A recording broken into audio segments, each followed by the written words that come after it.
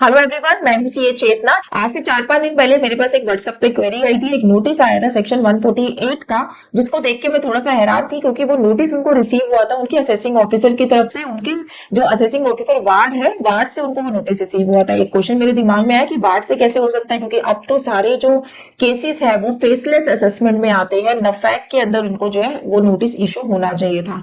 तो चलिए, हमने उसका नोटिस का रिप्लाई बना दिया, जो हमने करना था वो कर लिया।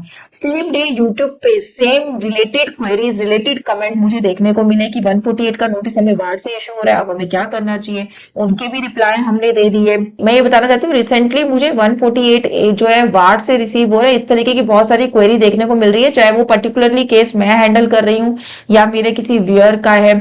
आज जब ऑफिस में आई तो फिर से एक कमेंट देखने को मिला, क्योंकि मेरी आदत है, मैं जब ऑफिस में आती हूँ सबसे पहले मेरी कोशिश रहती है कि यूट्यूब पे जितने भी मुझे कमेंट्स आए हैं उसके मैं रिस्पॉन्स दूं, अनलेस अनटिल उस दिन मेरी कोई हेयरिंग ना हो, डिपार्टमेंट ना जाना हो या फिर सुबह की कोई मीटिंग फिक्स ना हो।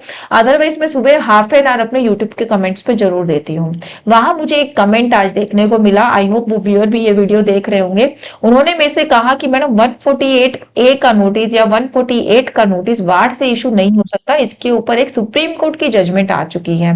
इसके ऊपर मैं सारी वर्किंग जस्ट 1 वीक पहले ही करके हटी थी, जैसा कि मैंने आपको बताया, क्योंकि मेरे पास नोटिस आ चुके थे इससे रिलेटेड और हम नोटिस के रिप्लाई भी ड्राफ्ट कर चुके थे।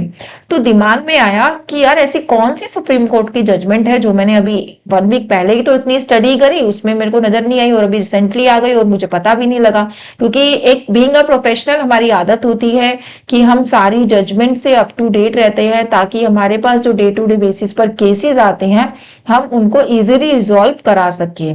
तो जब वो आई मेरे पास कमेंट, तो उस टाइम से लेकर अब टाइम इस वक्त तक मैंने सिर्फ और सिर्फ इस सेक्शन के पीछे जितने भी केस लॉज हैं या फिर क्या क्या आ चुका है, क्या क्या पेंडिंग है, यही सब चेक किया है। चलिए मैं आपको बता देती हूँ कि अगर आपको भी वार्ड से इस तरीके का कोई नोटिस आया है तो आपको करना क्या है, वो वैलिड है या फिर नहीं है। सबसे पहले बात करते हैं कि असेसमेंट किन किन सेक्शंस में हो सकती है। देखिए, बेसिकली 4 असेसमेंट के सेक्शंस होते हैं हमारे। 143(3), इससे आप बहुत अच्छे से अवेयर होंगे क्योंकि बहुत सारे नोटिस अभी आए हैं। 144 बेस्ट जजमेंट असेसमेंट, देन है आपका इनकम एस्केपिंग असेसमेंट 147, जिसके लिए आपको 148 का नोटिस इशू हो रहा है और जिसके लिए मैंने ये वीडियो बनाई है। 153A ये है सर्च एंड सीजर से रिलेटेड। अब 148 का जो नोटिस है, इससे पहले आपको 148A का नोटिस आना भी कंपलसरी है। तो इसके भी फर्दर सेक्शन होते हैं, A B C D, इन सबसे गो थ्रू होने के बाद आपको फाइनल 148 का जो नोटिस है वो रिसीव होता है। अब बात करते हैं कि क्या आपको ये वार्ड से आ सकता है। देखिए, एक स्कीम होती है नफैक, national faceless assessment unit. Department ने अभी रिसेंट जो चेंजेस किए थे उसके अकॉर्डिंग आपकी जितनी भी असेसमेंट होंगी वो आपकी फेसलेस यूनिट द्वारा होगी। आप दिल्ली में बैठे हैं, आपको नहीं पता आपका केस कौन लड़ रहा है, कौन आपकी फाइल्स चेक कर रहा है, कौन आपके पेपर्स चेक कर रहा है। आप किसी से फिजिकल नहीं मिल सकते हैं, बट हाँ आप ड्यूरिंग असेसमेंट उनसे जो है वीडियो कॉन्फ्रेंसिंग की डिमांड कर सकते हैं। आप उनसे सिस्टम के थ्रू वीडियो कॉन्फ्रेंसिंग करके अपनी बात को रख सकते हैं। आपको ऑनलाइन रिप्लाई डिपॉजिट कराना है, ऑनलाइन आपको नोटिस मिलेगा, ऑनलाइन ही आपको फाइनल ऑर्डर मिलेगा। अगर आप उससे एग्री नहीं है तो ऑनलाइन ही आपको अपील फाइल करनी है। मतलब इसमें जो असेसमेंट का प्रोसीजर होता है नफैक में, उसमें आपका डिपार्टमेंटल विजिट 0 है। तो इसमें एक नया सेक्शन था हमारा, सेक्शन 151A, जो था हमारा फेसलेस रिजीम से रिलेटेड। ये भी एक जो है रिजीम है। इसके अकॉर्डिंग ये फाइनेंस एक्ट 21 में आया था आपका। इसके अकॉर्डिंग सेंट्रल गवर्नमेंट और सीबीडीटी को ये पावर दे दी गई थी कि वो इस स्कीम को नोटिफाई करें। इस स्कीम में जो भी प्रोसीजर है, जो भी सेक्शंस के लिए लाना चाहते हैं, जो भी असेसमेंट के प्रोसीजर है, वो सारे ये लोग फिक्स कर सकते हैं। इसी सेक्शन के चलते हुए सीबीडीटी ने नफैक को लाए।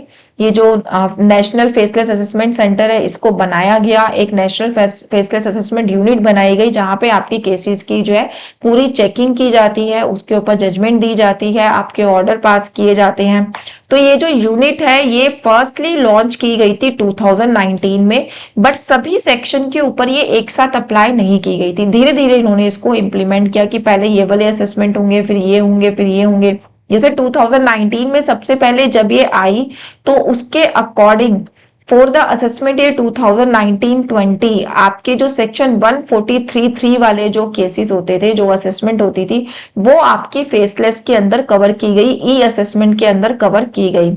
फिर उसके बाद असेसमेंट ईयर 2020-21 में सीबीडीटी ने 144 जो बेस्ट जजमेंट असेसमेंट है उसको भी इसके अंदर डाल दिया कि अब इसके नोटिस या फिर ये असेसमेंट भी आपकी फेसलेस में काउंट की जाएगी।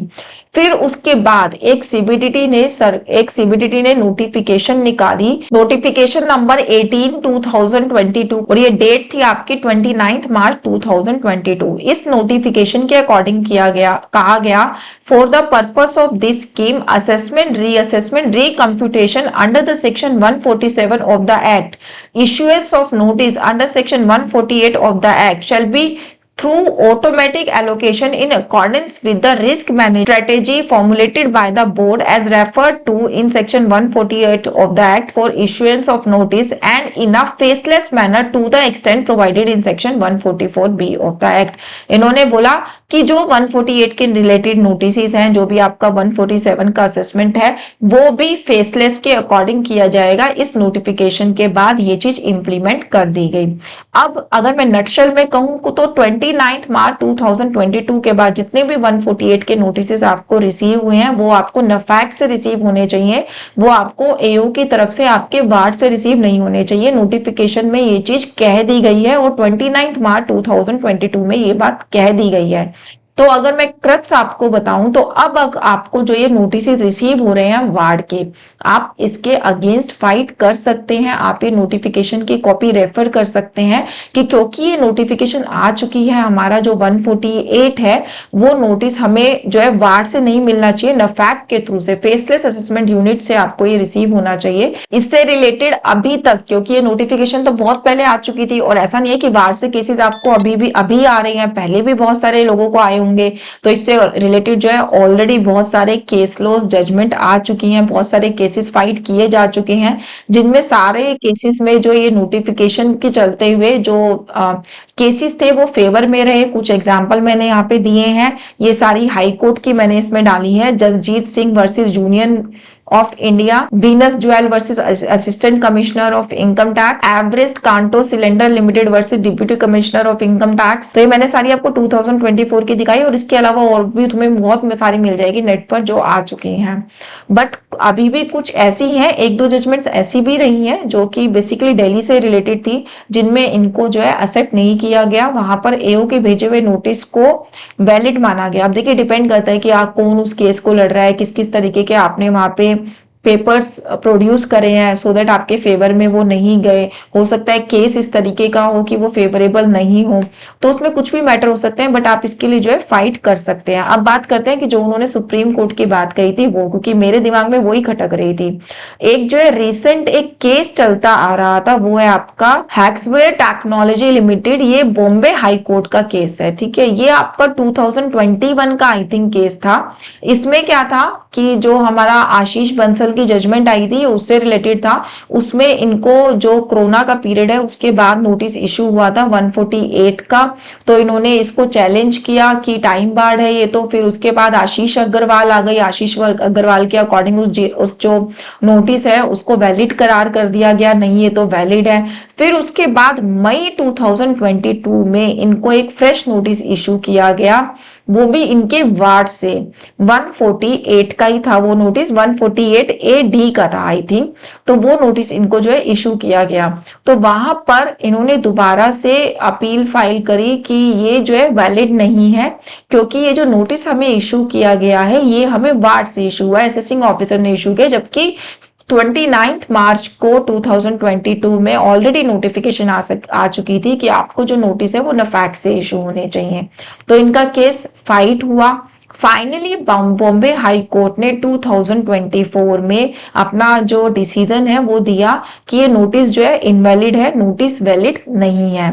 बट फिर से इस नोटिस के ऊपर अपील फाइल की गई। अब ये केस जो है सुप्रीम कोर्ट में चल रहा है, सुप्रीम कोर्ट की जजमेंट अभी तक आई नहीं है। और भी केसेस जो इस केस के बेस पर इस केस को फॉलो करते हुए चल रहे थे उनको भी अभी के लिए जो है स्टॉप कर दिया है बीच में ही, कि जब तक इस केस की फाइनल जजमेंट जो सुप्रीम कोर्ट में फाइल किया गया है वो नहीं आ जाती तब तक जो है अदर केसेस के भी डिसीजन जो है अभी अभी के लिए रोक दिए गए हैं, और सुप्रीम कोर्ट का अभी कोई भी फैसला नहीं आया है। जो नेक्स्ट हियरिंग है सुप्रीम कोर्ट में इस केस की, वो आपकी एक्सपेक्ट की जा रही है अक्टूबर 25 में। तो ये स्पेसिफिकली उस व्यूअर के लिए है जिसने मुझे एक कमेंट डाला था। देखिए, मैंने तो पूरी अपनी सर्चिंग कर ली, मुझे ऐसा कोई केस लो नहीं मिला, बट थैंक्स आपकी वजह से मैंने इसको और डिटेल में चेक किया और आपके सामने क्रक्स दे दिया है। सुप्रीम कोर्ट की अभी जजमेंट नहीं आई है। जिन लोगों का भी इस तरीके का नोटिस है उन्होंने केसेस फाइल कर रखे हैं, अपनी एप्लीकेशन लगा रखी है, तो वो अभी वेट भी कर सकते हैं। उनको एक बहुत जल्दी 99% ये फेवर में आनी चाहिए, बहुत जल्दी एक सॉलिड एक जजमेंट मिलने वाली है सुप्रीम कोर्ट की तरफ से। तो अगर आपको इससे रिलेटेड कोई क्वेरी है तो कमेंट सेक्शन में डालिए। अगर आपको लगता है जजमेंट अवेलेबल है तो प्लीज मुझे भी गाइड करिए, क्योंकि आप लोगों से हमें भी बहुत कुछ सीखने को मिलता है। Thank you so much.